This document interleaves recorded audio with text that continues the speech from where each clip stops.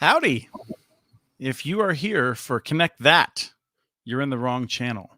This is Connect This. We're gonna have a fun one this lovely Thursday afternoon, 1 hour earlier than our normal slot. So I hope we are as funny as when you have had less time to do some pre-drinking for this show. We have Doug Dawson, the man in the tie-dye from CCG. Welcome back, Doug. We missed you. Doug, you're muted. Either that or you lost your voice at your birthday party. You had me unmuted. No, you didn't tell me I couldn't pre-drink, so now I'm a little upset because I've already broken that rule. So. We missed you at Broadband Communities, but we did find Ms. Kim McKinley from UTOPIA Fiber. Wonderful time. I am here, and I mean, we did miss you last week, Doug. And if you watched, which I'm sure you did, we didn't wish you happy birthday until the middle of the show. Yeah.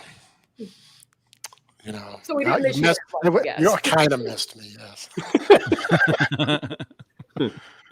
And then finally, well, not finally, I guess I'm going to be finally next, but penultimately, which does in fact mean second to the end, we have Travis Carter, Travis, I'm excited you have time. I mean, given that it's finally warming up, I thought you might have joined your outside plant crews with shovels to try to make up for lost time. Well, let's be clear. Warming up in Minnesota, it's 64 degrees today, which is massively warm for us. And by the way, we've worked on a permit for 2 years to cross a railroad, and it's happening right now. So if I have to bow out for a minute, because they said they would send me a picture as soon as the pipe was done. So fingers crossed today. Also, if you can share that, you send that to Henry during the show, and he would probably be able to throw it up. Yeah, it's interesting. We did 1 mile one way, 1 mile the other way. We're trying to do the last 9 feet, so hopefully it should be short later. I do have a question. Why do you have to bow out of the show to look at a picture? Because after 2 years, I'm going to have a little exciting dance over here that it's finally done. Oh, come on. You can do that on screen. Come on. Yeah, like it was like Fozzie Bear from the Muppets if I dance, so you're a little careful. We're all good with that. I do want to commend Doug. That is by far and away your best shirt, by the way. Thank you. I agree. Yes. I like that one. The final intro. I'm Christopher Mitchell at the Mitchell, Institute for Local Self-Reliance. And I'm really excited that Broadband Communities was terrific. It was a really wonderful event in Houston. I recommend people get ready to go next year. I do feel like it had lost some of its step in recent years, but it's back, baby. Due in part to Kim and Bob Knight and several other people that have stepped up to help revitalize it. And it was a fun time. It was a really good show. I think that the final count was over 1,000 people. And I think a lot of people you hadn't seen at these conferences before. I talked to a lot of state leaders and broadband offices and whatnot who I had never met. So I think it was a really good show. And kudos to the CEO, Barbara DeGarmo, who was not able to make it, who was behind a lot of this because of some personal stuff going on. But yeah, great show. Still in Houston. And in case you haven't been in Houston in a while, really humid here. Really humid here. Yeah, I wouldn't trade it for the 64 degrees that we have now. We did miss Doug. There was a lot of familiar faces that weren't there. I felt like, I mean, it wasn't just that we had the familiar faces and new faces. There was so many new faces that, I felt like it really was a different vibe. So it was wonderful. And Travis, what was your takeaway? What'd you learn? Oh, the best things are all things I'm not supposed to share publicly. But I did commit us to, assuming that I have not systematically alienated each of you, that next year, this show will be concluding next year at this time. It's the same dates, roughly early May, the first few days of May. We are going to try and do a Connect This, or maybe even 2 from the show. So we're still working on that and figuring. The trick is whether we can make sure it fits into Henry's schedule, because Henry is the person that makes this all happen. So. So anyway, it was terrific. I thought the panels were fun.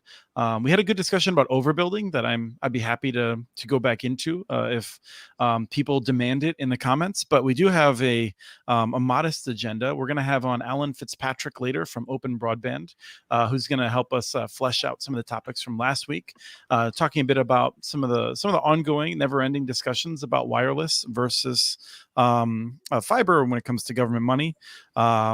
I think the first thing to touch on, though, is Doug, did you react at all to the fact that I'm weaseling out of the bet after I started to pay it? Well, I put it on Twitter today. So yeah, I don't know why you would do that. I think you pretty much owe Travis, you know, money every week for the rest of his life. Well, we're going double or nothing. So that's the question: am I a fool? Yes, you're absolutely a fool. Yes. I did get a question today from someone who says the buzz in DC is that there will not ultimately be a vote on Gigi, and I don't take that as gospel by any stretch of the imagination. There's a lot of dumb buzz. Yes, the bet is Chris a fool. Please, yes. nobody bet that I'm not a fool. I don't want that on my conscience. Yeah, actually, because I'll take that bet. So yeah. But the question is sort of like, what is best to do if Gigi can't be nominated? And I was like, burn it down. Like they have to start over. Who are they going to get? Right. If Gigi can't be nominated, it's just a sign that the FCC, is not a regulator. The FCC, does what industry wants. Well, if she can't get nominated, then nobody can get nominated unless they work for a big ISP or something. Yeah. You have a conflict of interest by not working for Verizon at this point. It does seem that way, yes. Or if you have another opposite opinion of Verizon, you can't be like on the FCC. I think it will be interesting. But I just want to make one point about the bet. Is this the first bet that there's 3 people on this panel against Chris on the bet? Because usually it's like 2 and 2. I feel like, Chris, you are a minority on this. Mm-hmm. Okay. Yeah. Well, Chris is somewhat pessimistic on every topic except this one. I feel like no, you're wrong, because he thinks that more of the BEAD money is going to be used in a good fashion than the rest of us as well. Yeah, good point. Well, my contention continues to be that if we were to spend 30 to 40% of it correctly, it will have been worth spending all of it, even if a bunch of it is just going directly to Comcast shareholders. And hopefully the U.S. Postal Service at least would be delivering it, so we would have a little bit of public benefit. And I shouldn't even pick on Comcast. Charter is probably the one that's going to gobble up far more than Comcast and AT&T. So, I think we have a peekaboo lined up, but I want to delay that, Henry. So let's wait till Alan gets here to do that, because Alan specializes in such things.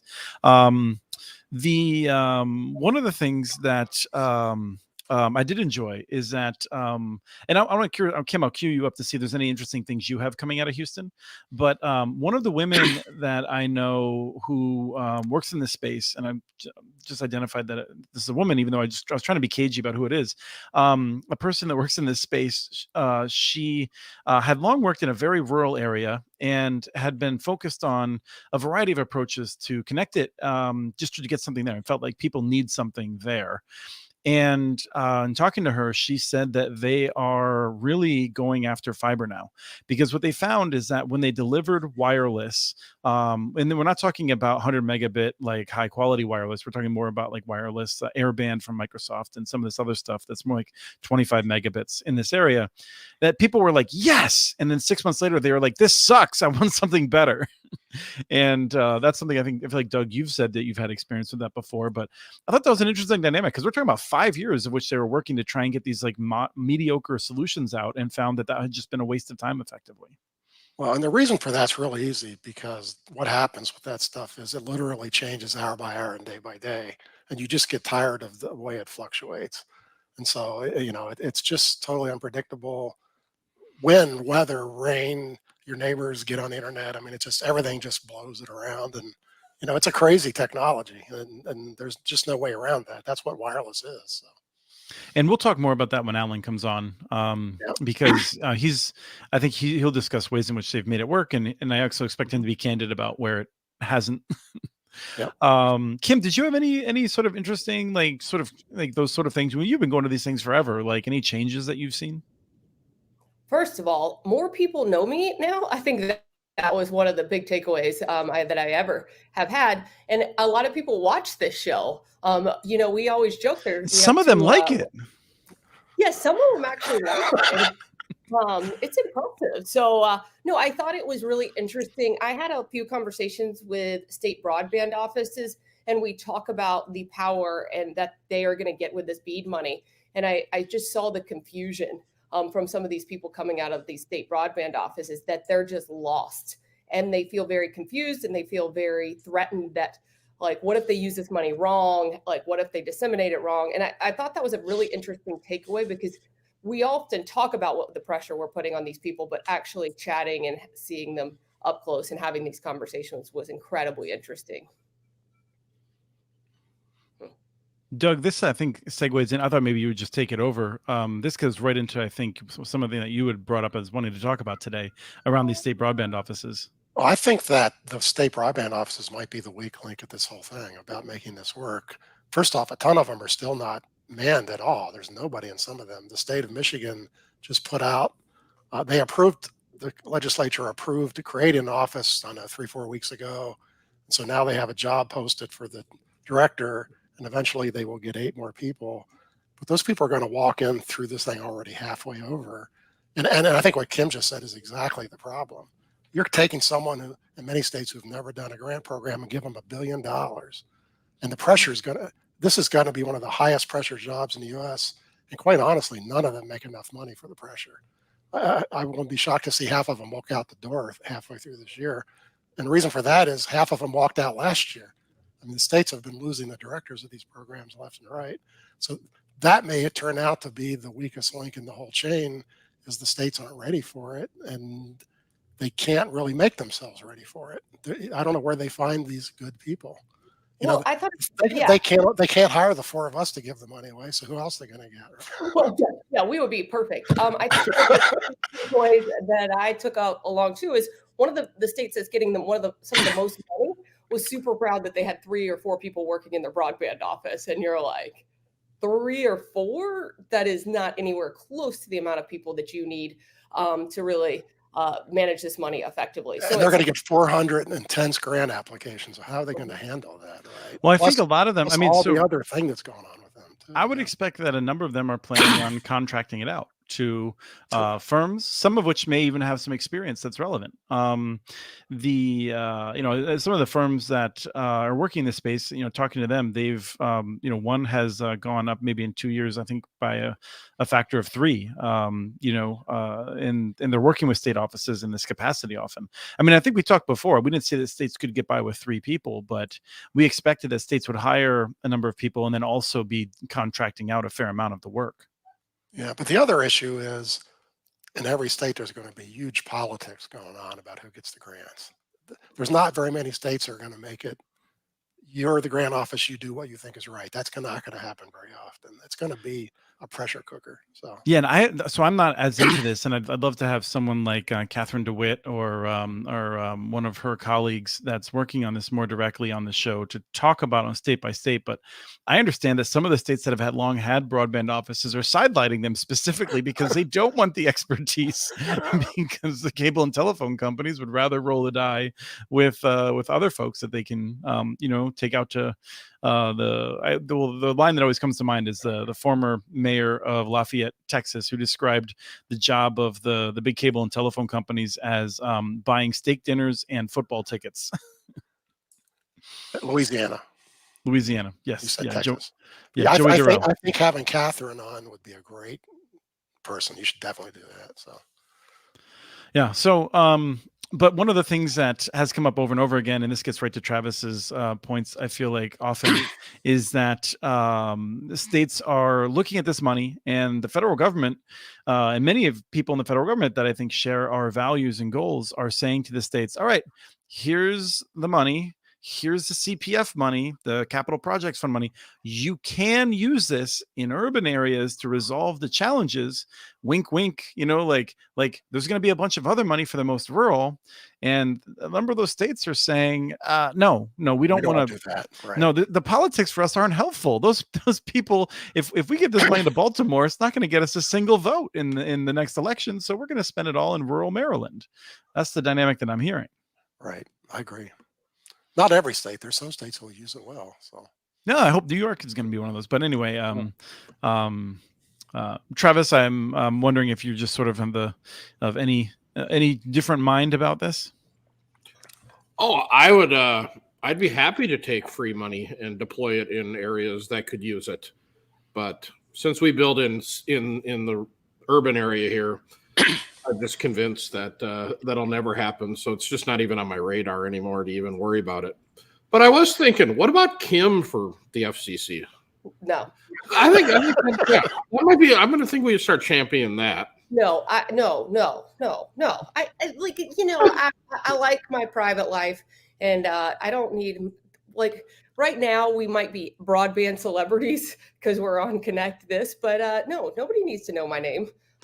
No, I do think, like, and this is I'd be curious about Doug's reaction to this, because what Travis just said about Kim, like, I think people sometimes say about me too, and I feel like there's this vast gulf between people like Kim and I that have an expertise in like one particular area here, and I think we're trusted because we don't just say what the companies want us to say, but that doesn't make us fit for the FCC.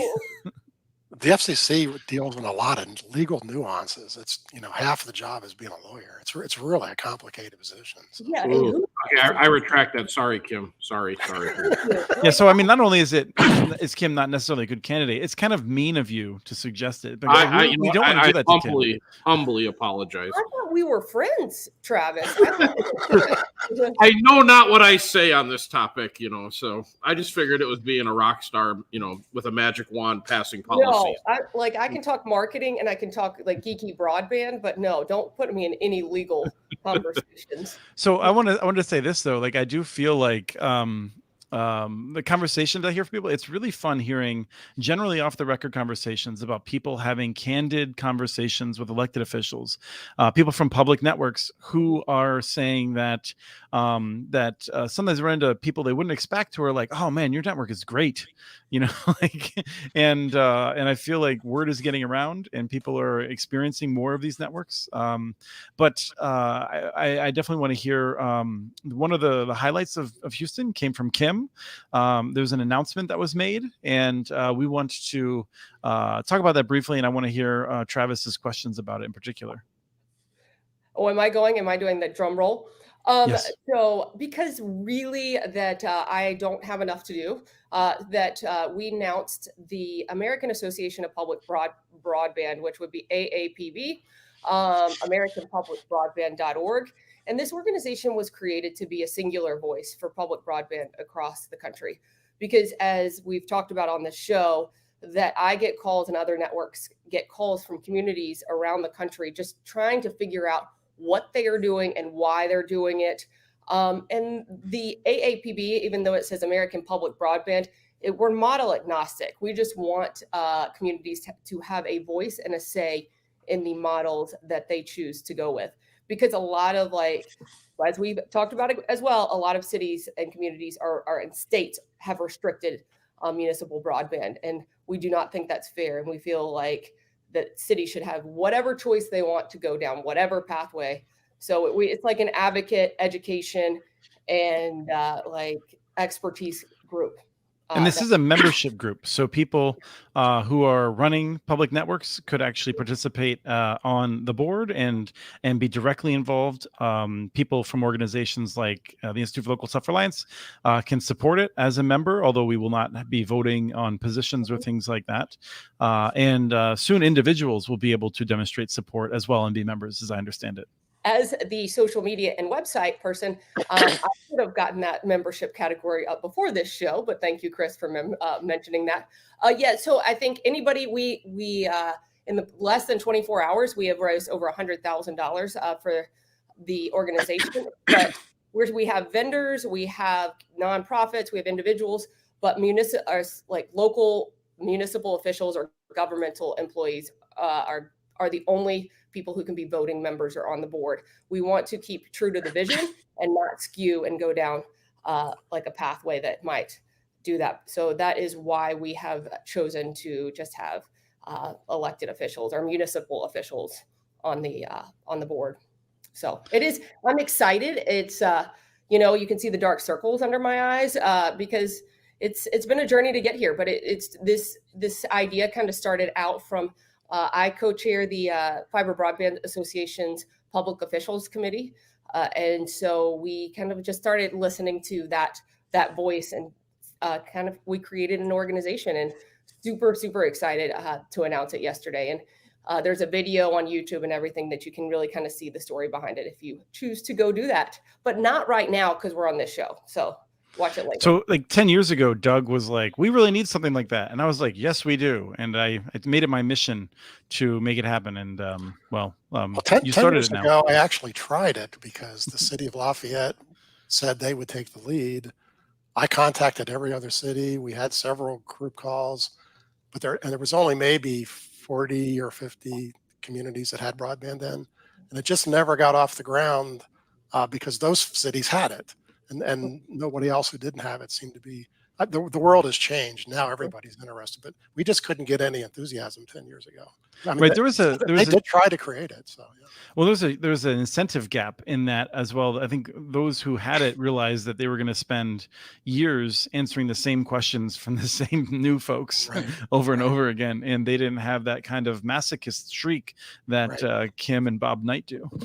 Yes. As well as the other founders of it's really, we just really are never want to sleep, as Doug will like say to me. But I think there's a voice that hasn't been heard, and I know that Doug, you tried to create it, and nobody probably could have gotten it off the ground 10 years ago. No. And I think it's a whole new landscape, and if you want to change this industry, it has to start with all of us who know the industry. So and we will be accepting individual members, Doug or Travis, if you would like to join. Travis, do you have any questions? I feel like you're the one who's often in the role of like, what exactly will this group do? Hey, you took my sentence away. Oh, by the way, yeah. What does it cost to join? For vendors or individuals, we're doing a $500 individual membership. For nonprofits, it's $1,000, and if you want to be a gold or premier vendor, it's $5,000 or $10,000, and you can find that on the website. Well, where would we land as not a public company, we are for profit, we are everything no one likes. So where do we land? Nonsense. I think that makes you 100,000 is what I think. Yeah, I feel like it's 100,000. I mean, okay. So what are you going to do with this 100,000? Just put training wheels on, because I don't understand all these, fancy government terminology. What is the net result? Are we going to hook people up? Are we going to talk about hooking people up? Are we going to show people how to hook people up? What are we thinking? I feel like the first mission that we are going to have with the 100,000 is that we're already in a search for an executive director, and hire an executive director who will be the voice of the organization, and going out and just advocating in Washington of why these communities are doing this. And that, like, what's happening, at least for UTOPIA Fiber, is that I hear all the time the stories of what is Utopia, right? And because there's a lot of challenging by the incumbents or others who don't want to see municipal broadband succeed. And they're telling that story, which is not 100% accurate. And we just want there to be a voice who's actually telling the realistic stories of where communities have done this and continue to do this, and it's very successful. Because the story about municipal broadband is that it's always been a failure. It never works. We should always leave this up to the private sector. And I just think that all we want is a voice to be heard. Is it lobbying or is it education? Eventually there will be a lobbying effort, yes. This will be educating folks on how to build networks? Yep. Okay, and putting them in touch with whatever model, financing structures, just giving them access to people who can do that, and really telling them the truth, and giving them a group of people who are doing this as well that they can reach out to, who have done it and are in different stages of the deployment process that they can talk to. Yeah, I feel like, to give you an idea, Travis, there's both a lobbying and what we would call an education component to this, in that, for example, state of Michigan or Illinois or something like that, all of a sudden there's a bill that pops up in the legislature that says we are going to restrict the use of broadband subsidies to only be able to go to the cable and telephone companies and no one else. And at that point, there is both what we would call lobbying, which would be IRS specifically defined activities, which cannot be the sole focus of a nonprofit organization like myself, as well as other activities that an organization like myself is able to do in terms of saying in general, like, we don't think this is a good idea. Like, we think we should like make sure that everyone has access to this funds and things like that. So the organization that Kim is talking about would be doing things like that, as well as maybe more proactively setting a positive agenda. So it is not directly connecting people. It is kind of making it easier for those who are connecting people to be able to do it well. Yeah, and I think Right. Scott Menhart, who is like running Traverse City Light and Power up in Michigan, you know, another one of those cold areas, he said it best when he's on the board. He is our treasurer. He said it best when he said yesterday at the press conference that he would have loved to have an organization like this when some anti-muni legislation came out in Michigan, and he had no idea who to reach out to, what to do, how to handle it. And he really was like, that's why he joined as one of the founding members, because it was like, I want to help communities who are experiencing what I experienced and how to overcome it. And I think that is a great story of what is happening and why we really created this. So we're excited. We're really excited, but it is a registered, as Chris said, we are a registered 501c6. So we do have the ability to lobby as that. Now, Well, I want, go ahead, Travis. Well, I was just curious if Chris or Doug were concerned for Kim that she didn't have enough on her plate, so she decided to get involved in this. You know, I do believe humans need to sleep 6 to 8 hours a day, so just keep that in mind. So. Well, I think Kim wants to keep up with my schedule. So Okay, 6 hours a day. I mean, what the heck is that all about? That's not well done. I'm happy to donate. Kim, tell me what I need to donate and where to. So I will send you an email. But I know I got really offended a couple weeks ago when Doug was called the hardest working person in broadband, and I really wanted to challenge that. It was almost like a bet, since we do bets all the time. Like, can I beat a bet on this show? So notice how we're not fighting for that title. I want. I'm gonna let her win this one. So. Yeah, I'm going the other way. So, Chris, you and I, who's the lazier? So.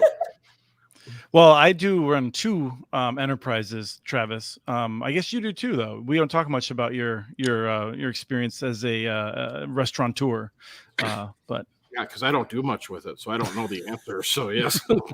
Is it a wings restaurant? No, it's a cabaret, nightclub, bar, restaurant. Oh yeah, no, it's. I've only been there once, so yeah. My friend runs. I do want to say that this is a wonderful opportunity, and I think that one of the goals will be that as you get that executive director, that will hopefully take some work off of your plate. Some off my plate would be great too. I mean, like, I'm very happy to. I think people are sometimes like, oh, like, does this get into your area? And I'm like, I can't do all the stuff I want to do. I'm happy for people who are competent to take things off my plate. Like, hey, terrific, more power to you. So. So I think this is a good time to bring on Alan Fitzpatrick, one of the founders of Open Broadband in North Kakalaki. And Alan, you want to give us a quick background of who you are? Sure. I'm probably one of the show's biggest fans. So thanks for having me on. I'm the one who's been on here recently typing in comments during the show. But I am co-founder of Open Broadband. We're an ISP, small ISP in North Carolina, South Carolina, and Virginia. And I'm also on the board of NC Broadband Matters, which is a 501c3, along with Doug. And Alan, you and we go back a ways. You have been involved in connectivity since before you did Open Broadband. You just want a quick background on that? Sure. So I've been in the telecom industry for 25 years, and I'm pretty agnostic when it comes to technology because I've worked in the CLEC world. I worked in what was called long distance back in the day. I most recently was running a data center in Charlotte. So Open Broadband is actually my first experience with wireless. So I've seen the industry evolve over time with different technologies and backgrounds, and worked at big companies and started my own. And as a big fan of the show, then you've heard, as we've talked candidly about how we're concerned about money going into wireless. I think all of us have kind of a sense that like there are places for wireless, but I don't know that any of us are strong supporters of putting government dollars into it, given the long-term issues. And so I'm just curious if you had any like strong negative reactions to anything that we said along those lines, or if you I'm in the add some nuance.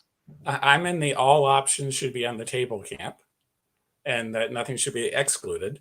There are pros and cons with everything, right? And I've heard on this show's, the pros of fiber are pretty clear.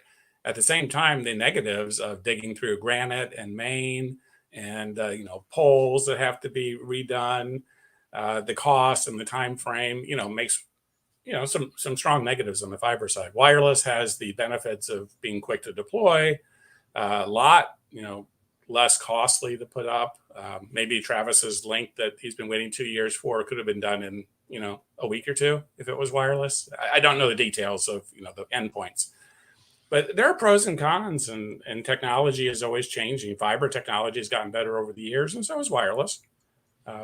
So I tend to not look at it like it has to be one thing. It's not like I have a hammer and everything is a nail.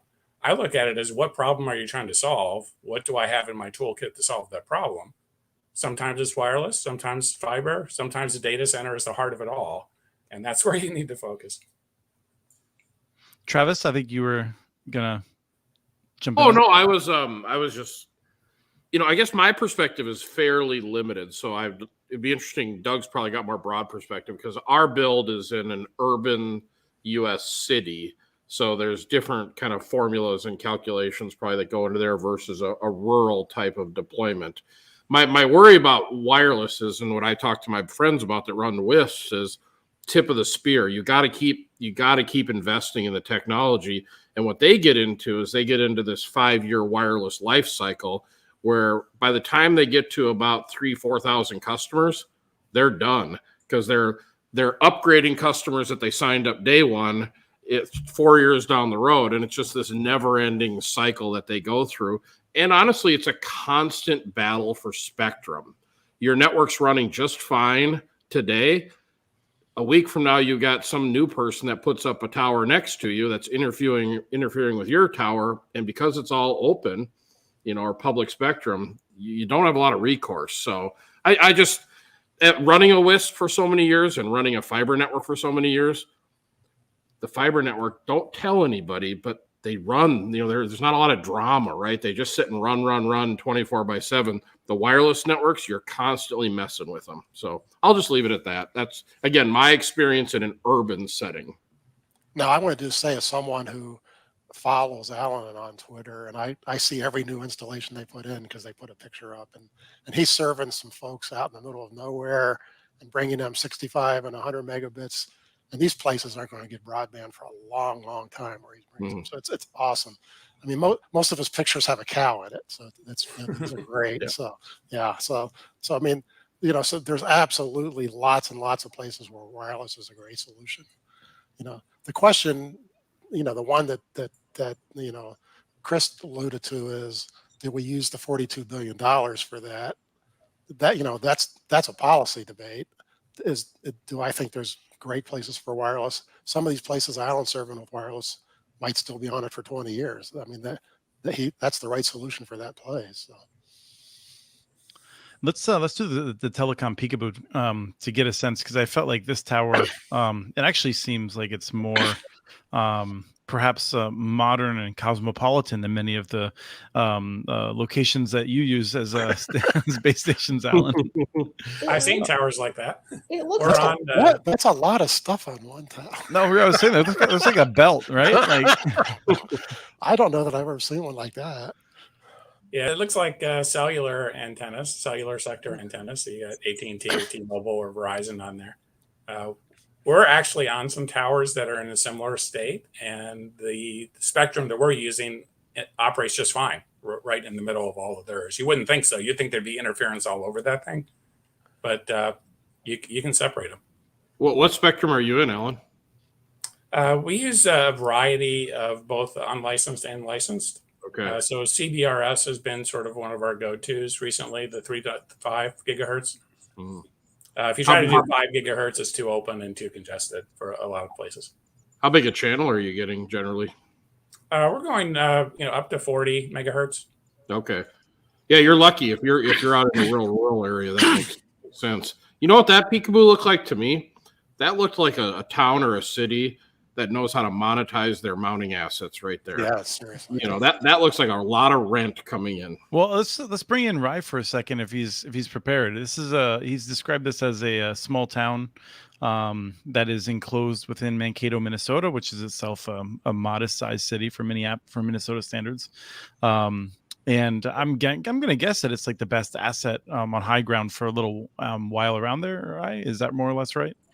Yep, I think it's one of the highest points in the area.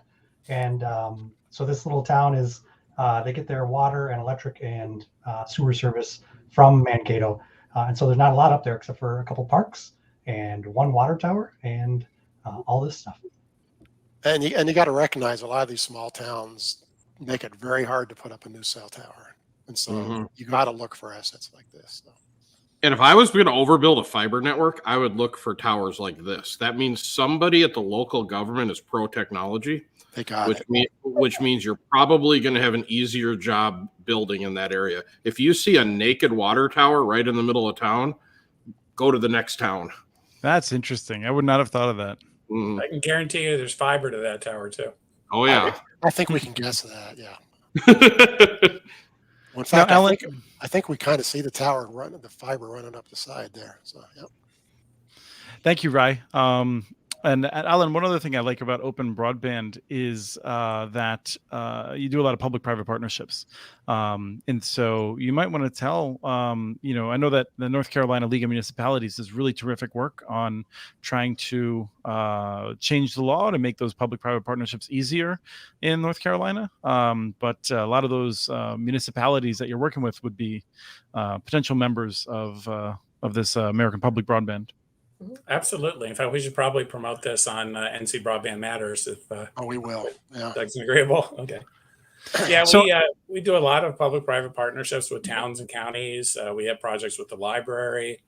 The city of Charlotte actually is a big partner to us. They decided when they got CARES money to implement free public Wi-Fi in housing communities throughout Charlotte. So we were a partner with them. And this week we turned up some Metrolina Association of the Blind service. So it's kind of a nice application. You're doing the public housing in with Charlotte, and I was curious how you reacted. I feel like I had thought, did I hear that you were doing kind of the whole Wi-Fi approach, which we were pretty negative on. I'm just curious how, if you watched that show, how you reacted to that. I probably took a little offense at that. If you think of going to a hotel, which all of us go to, right? We all want Wi-Fi in our hotel room. So why can't it operate just like that in apartments? So I think some of the negative comments were it wasn't performing well, I think, and maybe some of the experiences. I think that's just poor implementation. I think you can implement well with public Wi-Fi and get service really inexpensively to a lot of people. So that was why we went with that approach. And plus, it's so easy for people to use it. You know, every device just about has Wi-Fi connectivity, whether it's your laptop or your phone or your tablet or your television. Everything has Wi-Fi built in. You don't have to have a SIM card to connect to the cellular network. And you're certainly not going to be plugging cables in all over your house either. So Wi-Fi. Well, I think our argument is more that that would be fine as a backup, but that it has some limitations that Travis had specifically walked through. Yeah, well, there's price and performance trade-offs. So the places where we deployed the free public Wi-Fi, they have cable. They can sign up for cable, but money is an issue, affordability. And if they can just get free internet access and Wi-Fi, that was good enough to meet their needs, and they'd rather do that. I have a hard time being against anyone who's given free access out to people who can't afford it.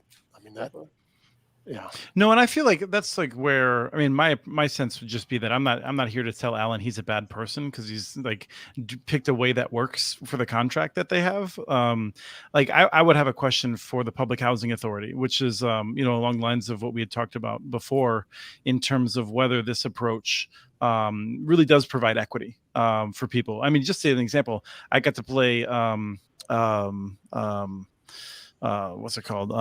IT guy today because our offices are in a church administrative building, and we set up a network that keeps them all humming.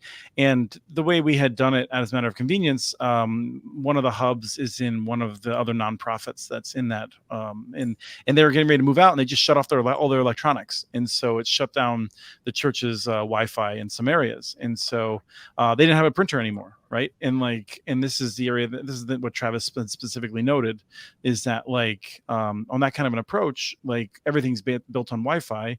Suddenly people aren't able to print in that network because they don't have a local network. They're sharing their network and devices are secured from each other in that approach. If you bring fiber to that public housing, there's no reason that can't be the same kind of Wi-Fi that they get in dorms. It could be very high quality. It's just a matter of how you wire it. So, yeah. No, Travis, you could go through it. I mean, I'm sitting here describing your argument.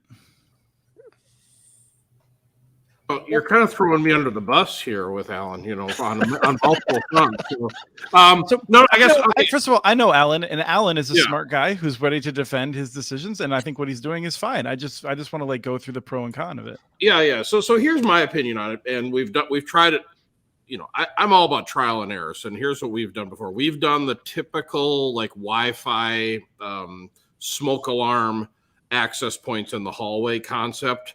Where the people try to connect in, and the problem there is your inter SSID communication. So what people didn't understand is I hook my TV up, I hook my Xbox up, and I hook my printer up and my laptop up to the little puck in the hallway. None of them can see each other. You're not going to be using Chromecast on that network. No, and so that was a big learning curve. So then we went to actually access points in the unit. So everybody had their own access point, their own SSID, and their own password. That's a pretty successful model there for us.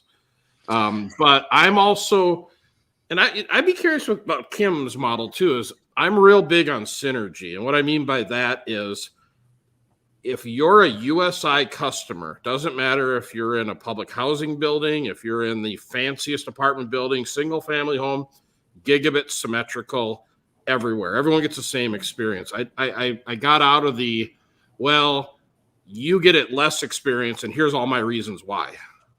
Okay. Yeah, it's just. Okay. I need to go back a few steps. That Chris, you said that you were the IT guy. I thought Travis was your IT guy. Like I thought you just called him for all of your technical. Oh, no. First of all, let's be clear here, because like IT people are not telecom people, I know. I'm not good at either. I just pretend to be. But I don't think of Travis as an IT guy. I think Travis, you're probably not an IT guy, are you really? Oh no, it used to be. Now I just now we have a lot of IT people. Yeah. The sad reality is as you get older, and Alan and Doug and Kim. Well, Kim's not old, but the rest of us are. You get further and further away from the technology. So I just repeat a lot of things other smarter kids are telling me. So. Okay. But going back to your comment is that UTOPIA, since we very much sell wholesale to businesses, and some of our ISPs choose to do the bulk deal like into some of these apartments and low income housing or whatnot. So they might not get the same experience, which I've had the fight. And I would agree with you on this front, Travis, is that when people are like, well, this is UTOPIA Fiber, shouldn't I get the gigabit speed? That it's a little bit of brand confusion because I'm out there telling them you get symmetrical speeds, it's a dedicated line, all of this. And then people will be like, well, UTOPIA is connecting my apartment complex and I'm not getting that. It's like, how do you educate consumers on that is a very hard aspect of what we do and how that happens. So yes, I would agree that it is a challenge. Yeah. So what we ended up doing, and again, this is just the model we've been doing, is we run Cat 6 to every unit, and then we will either put an access point in each unit, and then we have a happy, satisfied customer from there on out.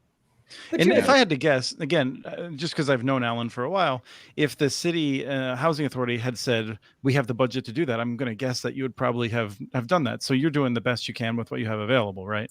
Right. It's very limited dollars available. So what can you do for that amount of money? And we do feed these complexes with fiber, by the way. Okay. Yeah, but then the idea, Travis, and you're using your capital to build these networks, which is very different than what has happened necessarily on Alan's aspect. Would that be correct, Alan? Or like it's not Yes. all? Yeah. Some of these are grant based, or the city has a certain amount of CARES money, or the association got X dollars, and it's like, what can you do for this bucket of money? Okay. So we try to maximize it, right? So No, Alan, fair enough. A couple of Just quick using my questions. experience. Yep. Travis has said repeatedly that that through the brilliance of the Trump administration's FCC and the amazing clairvoyance of Ajit Pai, particularly, there is all kinds of Wi-Fi in the 6 gigahertz band that's going to change the game for WISPs. And I'm wondering, are you really excited about this? Is this going to change your plans at all? We are actually testing 6 gigahertz now. We view it as an opportunity to get more spectrum, less congested than a traditional, unlicensed 5 gigahertz. So yeah, we view it as a good thing. The work that Toronto's been doing on fixed wireless is amazing with their signal echo cancellation and signal improvements. So they're getting 400, 500, 600 megabit speed wirelessly through trees, which is pretty phenomenal. Now it's very expensive, and we can't use that in some of our applications, but it's possible. Well, I was going to ask Alan that because we're going to put up their system and see how it performs. Boy, they're proud of it. Oh yeah, this is not a low cost alternative. I'll tell you that. They're real proud of the technology, so it'll be interesting to see how it does perform. And by the way, but this is why we need Kim on the FCC. They need to turn the power up on 6 gig. Don't you agree, Alan? They're a little wimpy on their on the broadcast, the signal strength. They need to give us a little more juice. They're not going to do that, unfortunately. So. Oh, well, then it'll be okay. Right. That's why I need to be on the FCC, because I know all about that. All about that. You're just holding back because you don't want the conversation. If you're on the FCC, and Travis will call you and he'll go, Kim, turn up the juice.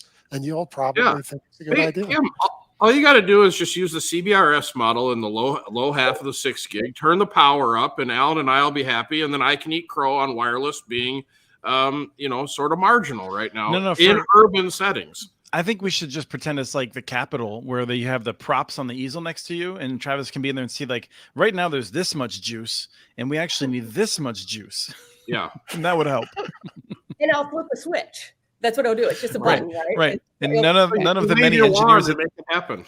None of the many engineers that are professionals who take their job very seriously, the FCC, will have any problem with you just telling them that that's what we're going to do.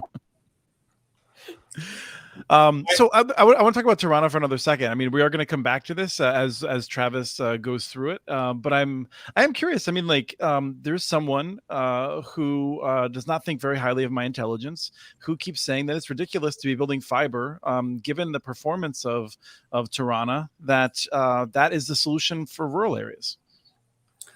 I have to agree with Travis that they are very proud of their equipment. It is costly.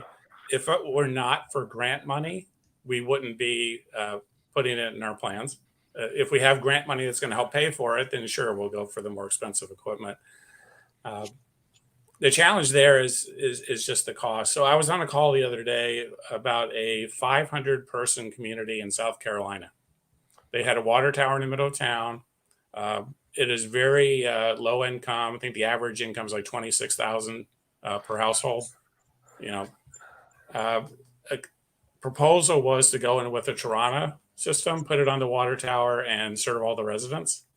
And I started to do the math in my head and knowing what Toronto pricing is and saying, I realize this is going to get a lot of speed to those customers, but this is never going to be profitable. Why don't you just go in with 50 meg service or 80 meg service, and they'll be really, really happy. Well, and with that amount of money, you probably could have come pretty close to building fiber. I mean, it's like, let's think about this here. Yeah. I mean, it's not a whole lot of money to build fiber to 500 people. So.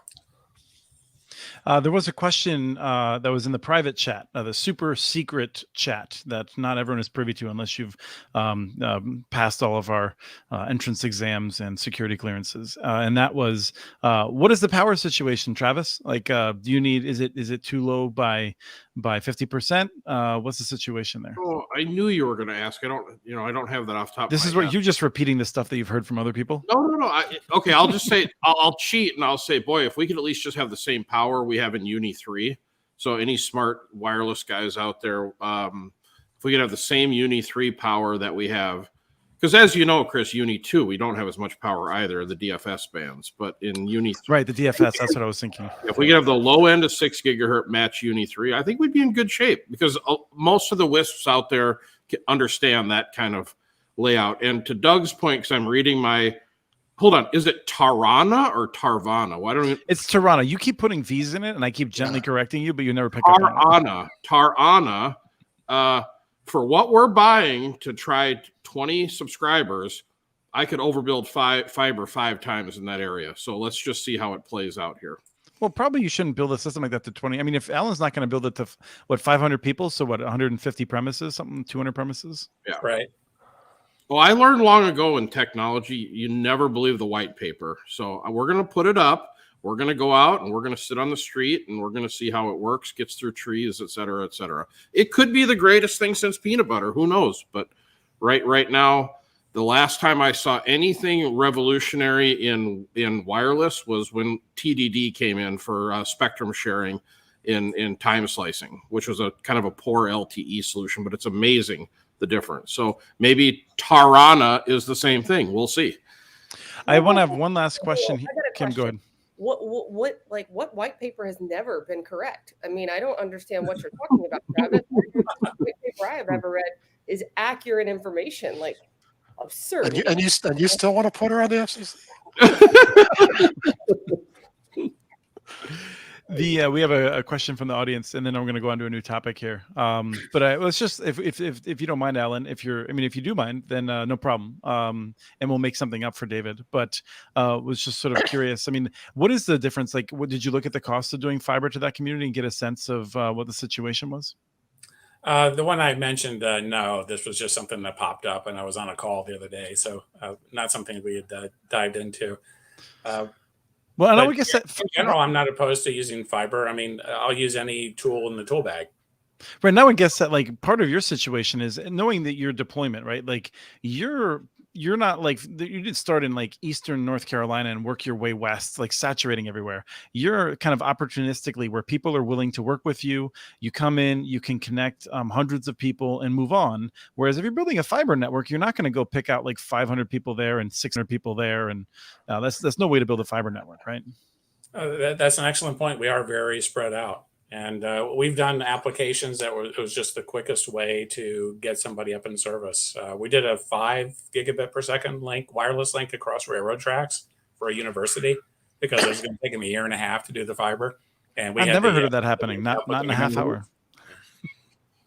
I just sent you the video of it, Chris. Did you get it? Yeah, no. If you send it to Henry, Travis. I'm doing a show right now, so I did look at it. But yeah. I thought we were just talking here. Okay. So I wanted to, before we let Alan go, I wanted to talk about predictions for competition.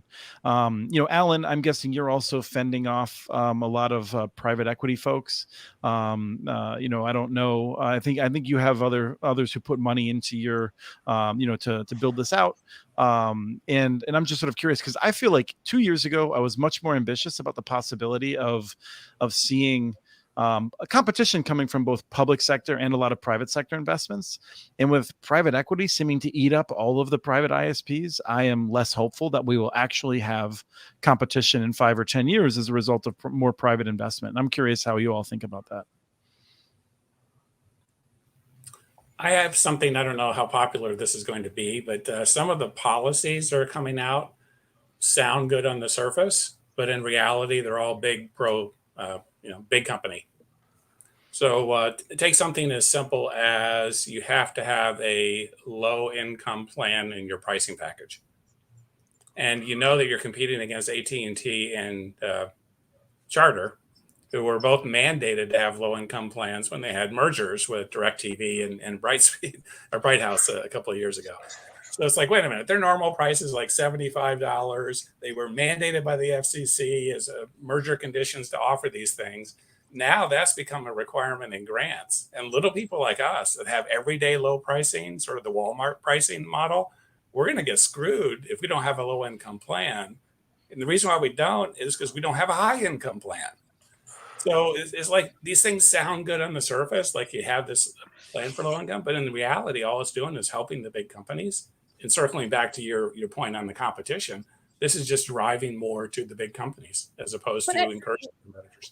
Like Alan, is this like a new change that like this money and grants are going to the big guys and not the little guys? I mean, is this like a change? There's a bill in front of Congress right now, actually put in by Chris's senator, Klobuchar, who says the grants, the BEAD grants, should only go to companies with a proven track record of being able to do it. And that means they're going to put in balance sheet rules, and I mean, it's going to keep the little guys out again. And that's not what they really meant by that is they wanted to keep out some of the kind of people that won the RDOF auction. That's not how it's going to be used. And so every one of those kind of changes that puts a restriction in ends up cutting people out of the bottom of the market. But let's be. I want to. So, and maybe I don't know, Kim or Doug in particular might be able to help me. When it says there's a requirement of a low income plan, does that not merely say that you have to use ACP, or is it saying that you literally have to have a plan that is only available for folks that meet a certain? Because I thought the whole point of ACP was that it could be used. Using ACP absolutely would satisfy it, but you already know that I believe ACP will be broke before the first dollar of BEAD is spent. So then what do? Then you don't have a low income plan. So yeah, but here's go ahead, Kim. Well, because I think it's a challenge too from like a governmental agency such as Utopia. If we offer, or some of our cities help us subsidize a low income plan, we also could be sued, or those cities could be sued for like unfair competition by giving us a subsidy. So it's a little bit of a balancing act of how that is approached, because it's like you're giving the city to benefit the city, but then the incumbents are going to say, well, that you're doing that and you're not giving it to us, so that's unfair. So it's like, how do we approach this? Like, and I want to ask a factual question after Travis goes. No, and there's an element of this ACP that I think affects Alan and I directly as being smaller providers. A lot of the people we're running into right now have been using their ACP towards their cellular programs. So when it gets down to us, it doesn't even exist anymore. So this idea that, we're going to be able to actually collect a few dollars from some of these federal programs, all the cell companies are taking up most of it already. But is it not the case, Alan, that if you're if you're not using ACP, I'd be curious if it's administratively burdensome. But as long as you say we're ACP compliant, does that just solve the problem? I mean, but from Travis's question, I think the answer is, well, that's the household's decision, and they're choosing not to take advantage of it, so I can't do anything about it. But is there something more complicated there? Oh, you're right. It does allow us to check the box on the grant applications that we are a member, and we are, by the way. It has not been an easy process. If you were to Google like how to recover funds from ACP, you will get thousands of responses on how the consumer applies for and gets in the program. How many articles do you find that tell how the ISP actually applies and gets their money back? Like zero. So just trying to get through and understand, how do we verify the person's in the database? How do we submit our request for funds back? Because don't forget, Travis and I are fronting the money while we're waiting to get the money back. We're not getting any additional money that we would have gotten anyway, right? Because we're reducing the cost $30. Right, so it's a net loss, because if you have to, especially in a high interest environment, if you have to front the money and then wait 6 months to get it back, that's the problem. Yeah, I will say that they've been really good at paying, though. I don't know if you even noticed that, Alan. Usually about 3 weeks once you submit. So I will say that, but Alan is correct.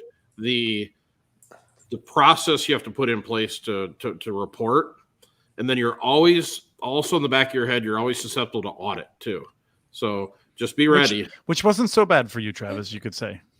Well, you don't know. You get audited, you send them the information back, and you hear nothing. Doug, you've been waiting to jump in. If 4 years from now you do an audit and you find out that you had 100 people who didn't qualify for the plan, you may owe all the money back.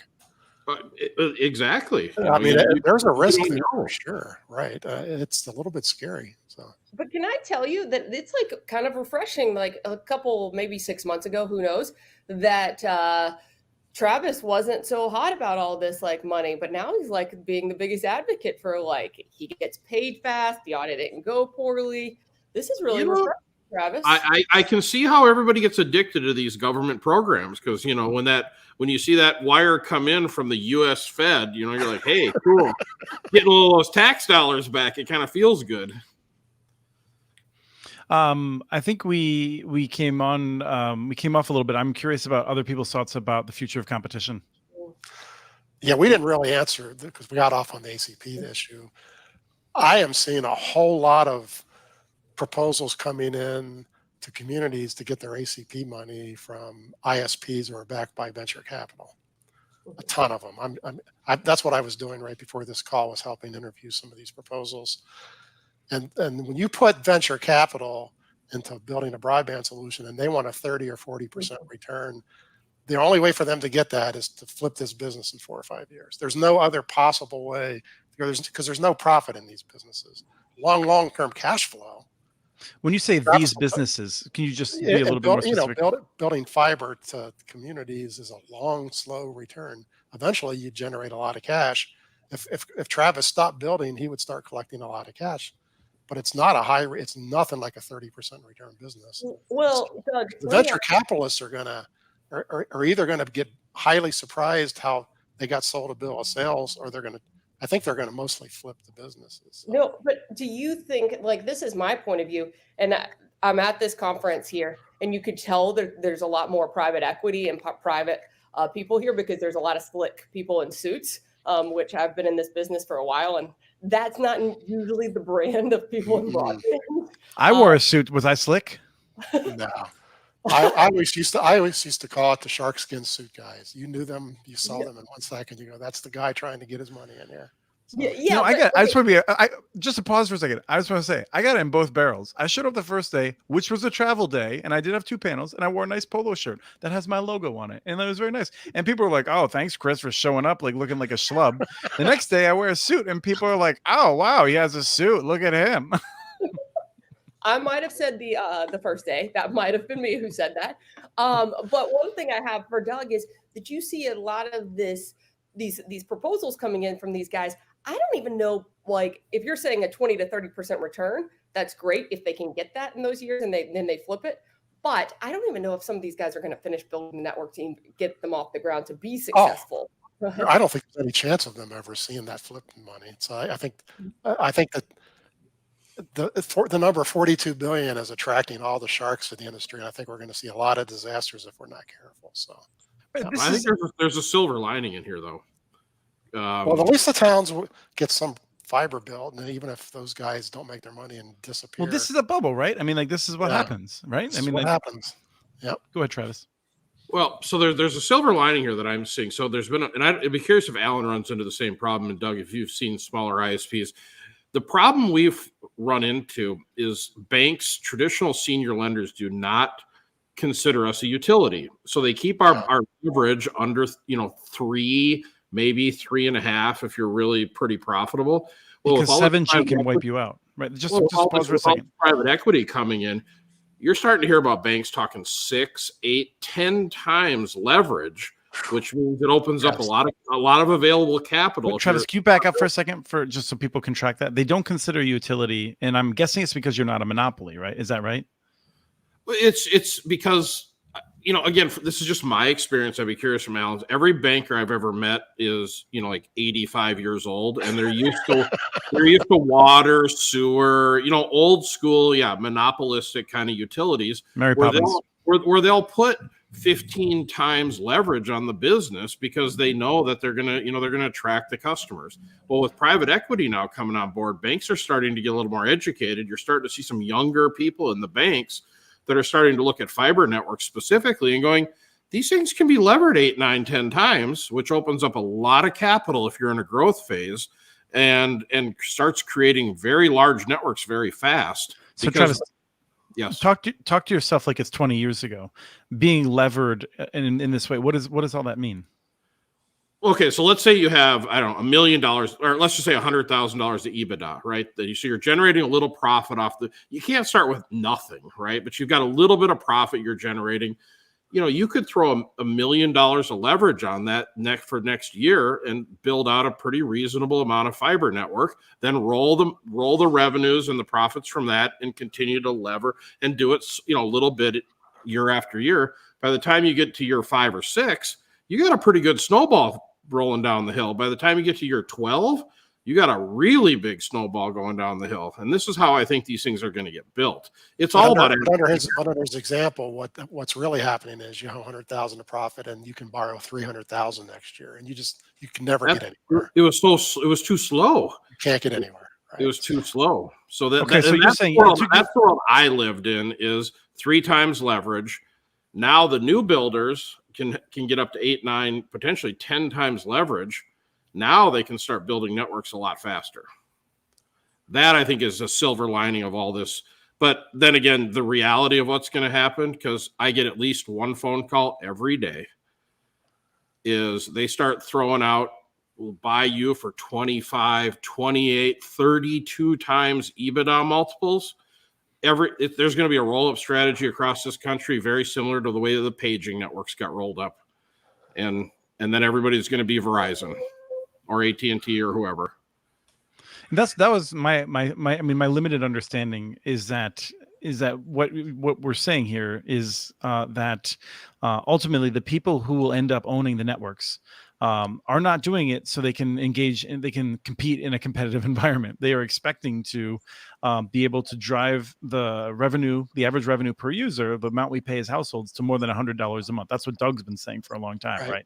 So even with more investment from more companies, we're still looking like we're going to end up in the same spot as what it feels if somebody pays 25 times Travis's network, prices are going to be $100 a year later.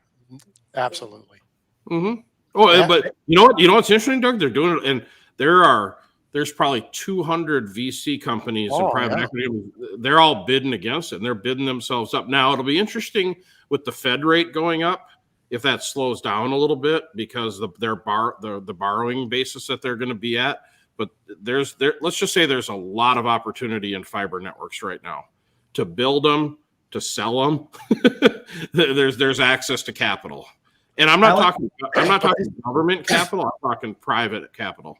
These things are bubbles. It could be that by next February you can't get anybody to buy them. That's how these things come. Yeah. Right. But to Doug's point, you still got strong cash flow. Yeah. Alan, any last thoughts on that? Anything you're seeing differently? Alan would like 25 times something. Sure.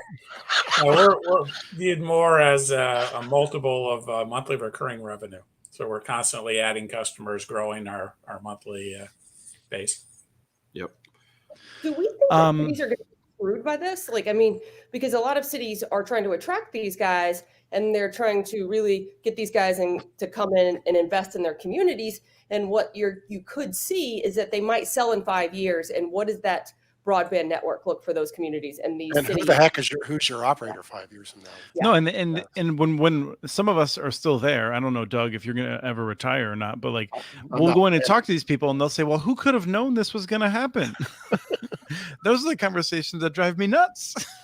Oh, it's of course it's going to happen because, I call it the publisher clearinghouse check. There gets to be a point that everyone will sell.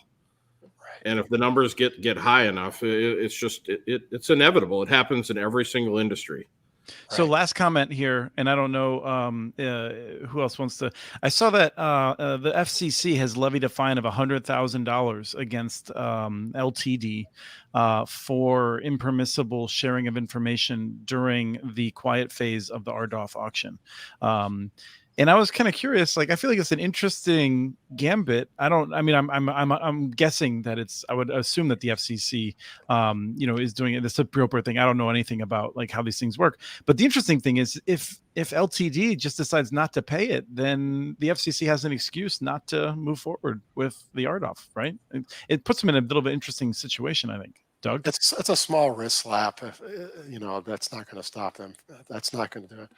The interesting thing is, you have to imagine that 40% of people getting that money improperly talk to other people. Somebody had it in for them and turned them in. So, you know.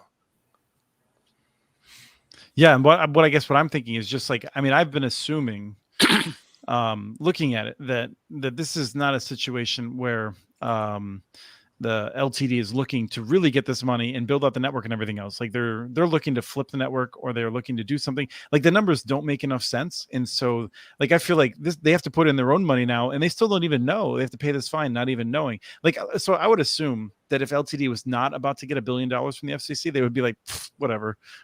Like, but now they have to actually pay it. So I just thought it was an interesting situation. It certainly cranks up the interesting pressure on them, doesn't it? So yeah. Any last topics? Any quick hitters? Yeah, well, I would hope that Kim starts a sleep log so we can keep track of how she's doing.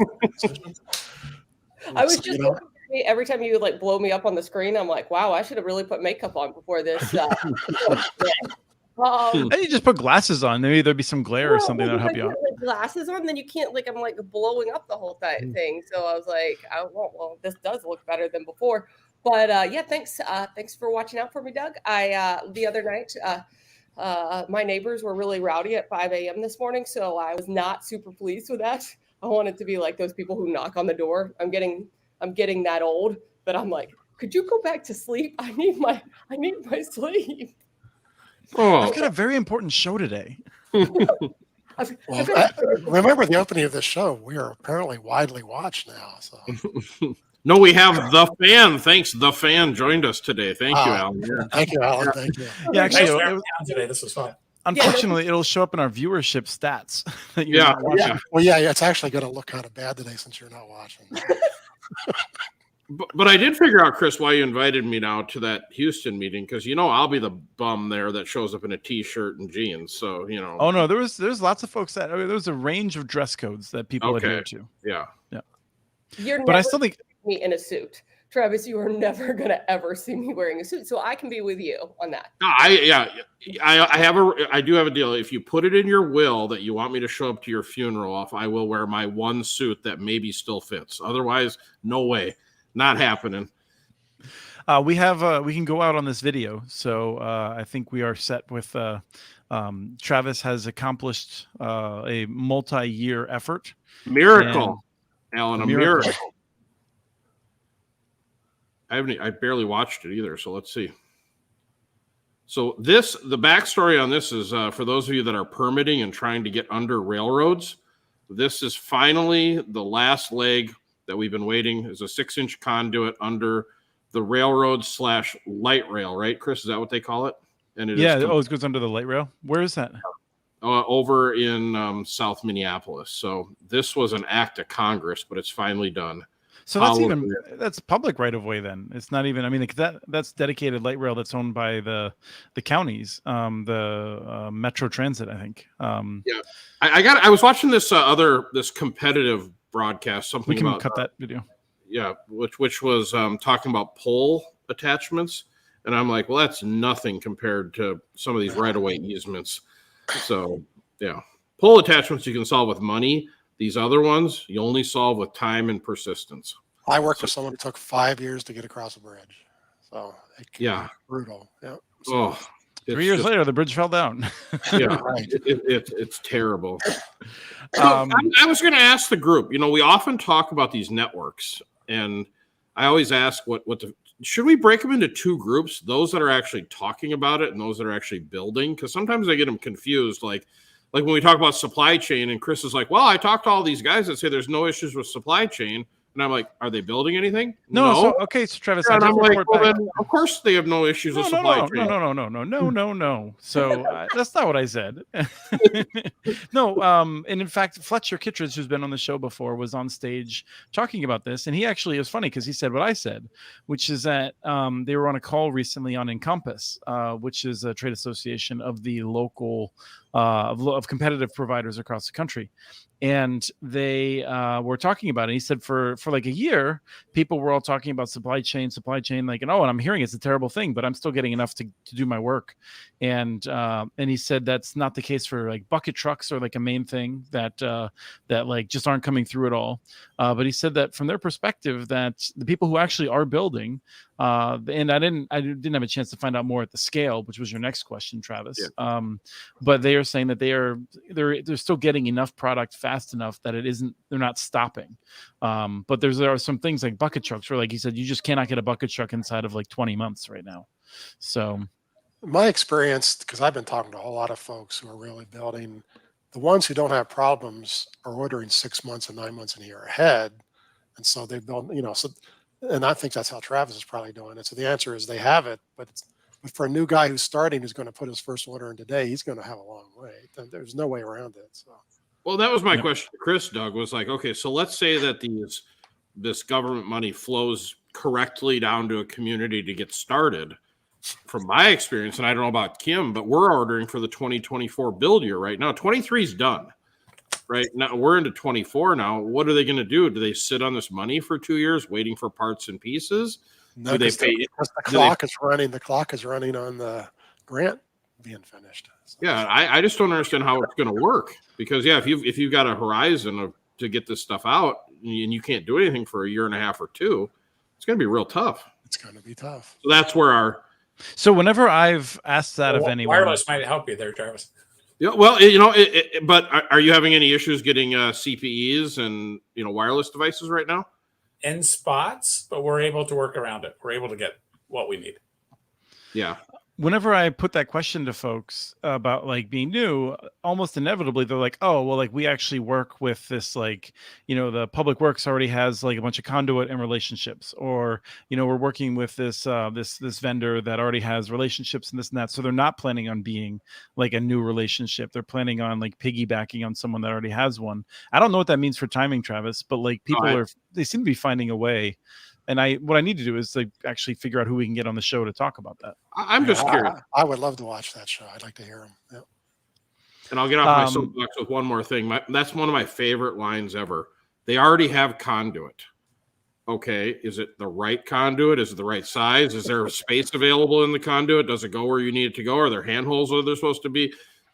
Anyways, that's no, but they have conduit and we're going to use it. Okay. Good luck with that. But like, I mean, here's the thing, Travis. Like, if you're stuck being like, well, it's not the conduit we wanted, but if we can make something get going, like, I mean, I feel like you've done that your whole life, right? Like, you figure out how to make it work. Yeah, well, but I'll tell you what, we have walked away from of miles and hundreds of miles of conduit and overbuilt the conduit because it just wasn't any good for what we needed to do. So I'll just leave it at that. Yeah. And hold on. And we are double or nothing? I wasn't real clear on this last week. Oh, we're absolutely double or nothing. You're in. Yeah, I'm in. What am I going to do with twice the chicken wings? You know. I kind of assumed that it was 2 years. Like I just. Oh, it's time. No, but I'm going to go triple. Yeah. We're going triple or nothing next year. So. That'll be twice the chicken wings that he never buys you, Travis. Yeah. Well, he always eats them too, Doug. So. I feel if you lose the bet again, Chris, that Doug and I get an invitation to the Chicken Fest. So no, I mean, I'm just gonna say I had a lot of barbecue while I was in Houston. I didn't see you around. I mean, the last time I was in Houston, I guess we did so the place you and I went with that other small group of folks, Bruce and Ernesto and everyone. That was really good. It was still the best barbecue I had in Houston. But I couldn't remember where it was, so we tried new places. I haven't left this hotel like one time in 4 days, so I don't know how the barbecue in Houston is. Maybe on the way to the airport, I'll grab some. Yeah. We are doing a show next week, and it will be at this time again, at this early time. We are having on Lori Sherwood from Nokia, who brought this topic to me. And maybe we'll do the open access rant. I did see that we had at least one person who said, yes, please do that. The open access not open access, the overbuilding. It was overbuilding is what I meant. I mean, I did both open access and overbuilding rants to perform like a monkey on stage. But next week, we're going to be at 4:00 Eastern time again. we're going to go through the mapping process. What do ISPs have to know? And we're probably going to make fun of it and do it in a fun way. But there's a lot of things that ISPs need to be ready for. And this summer, it's on us. So we're going to go through those with Brian Mefford, I believe, from Vetro. Vetro does great mapping solutions. And so we're going to have them and Lori Sherwood on from Nokia to walk us through this. And Travis, I'm counting on you to be like, I don't understand, because you can just assume I'm not going to understand most of that and be able to ask intelligent questions. I will be happy to monopolize the conversation. I have one final announcement. Should I be on it since you want to nominate me for the FCC and I know exactly how everything goes? Well, hold on now. Are we nominating you or not? Because you got kind of offended that we were, and then now you're kind of on board with the idea. Well, It's kind of like how you pretend that you're going to let me buy you wings more than one time in my life. I just like to win. I'll keep buying them. It's fine. But I do have an announcement. I'm going to buy them. I am officially a Starlink customer. Ooh. So I'm going to try that out. You going to pay the extra $25 for mobility? I am. I'm gonna put it on the top of my RV and I'm gonna drive around the country and see how it works. So just so people know, Travis and I, we want to go to visit lots of folks that are doing interesting things, but we are talking about heading up to Duluth. So folks who are in northern Minnesota, northern Wisconsin, might want to reach out to us. We do want to go to Maine. I really want to go to Baltimore with Travis. We want to do a few road trippy type things, and at this rate, it won't take very many before my wife leaves me, and then I will be more free to do these sorts of things. So I don't know exactly what the schedule is, but we really want to do some of that. Yep, camping with Chris. Here we go with our Starlink dish, and off we go. It'll be fun. The conversation every morning. Chris, I have a shower here. You can use it. So, which one of you snores the worst? Ooh, that could be tough. We're gonna find out. Chris will be in the tent outside. Yeah. I sleep with a bear now, apparently. That's what's coming up, huh? Alan, thank you so much for joining us. It was wonderful to have you. And I appreciate you being a good sport as I asked you tough questions and impugned your models. Oh, sure. Thank you for having me on here. And sorry, Alan, I don't mean to talk badly. I just use my little experience here in Minneapolis. So, Kim, wonderful to see you. Thank you for doing 3 straight shows. You're a rock star. Doug, really appreciate you being on. I'll look at the schedule, make sure that we are scheduling the next show. I'd like it to be Doug and Kim again after the mapping one. I just don't know when that will be. So we'll figure that out. But thank you so much, everyone, for watching. And if this was your first show, they're usually not this good. So don't watch any of them. They're all wonderful, and I hope that if we got any new watchers from broadband communities, I hope you enjoyed it. And if not, you should tell me. If you did enjoy it, tell everyone else. And we will see you all next week. Have a good one.